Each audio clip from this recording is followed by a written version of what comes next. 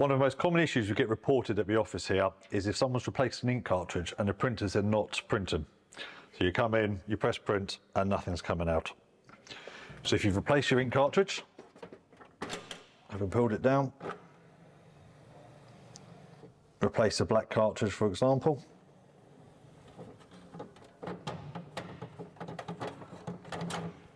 For a fresh one, you must perform this procedure. What will happen, you'll go to print a job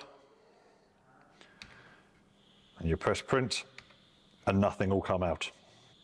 Don't just press print, print, print, print, print. If it's not printing, we need to solve the problem. To do that, we press escape and F4 to go back to the home screen, and then press Control and W to take you to Windows.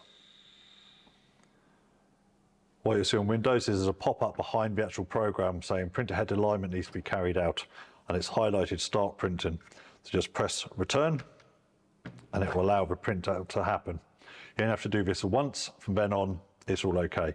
To get back to your program, press the Windows key, then with the down arrows just highlight a line at S9, press Return, and that'll take you back into your program.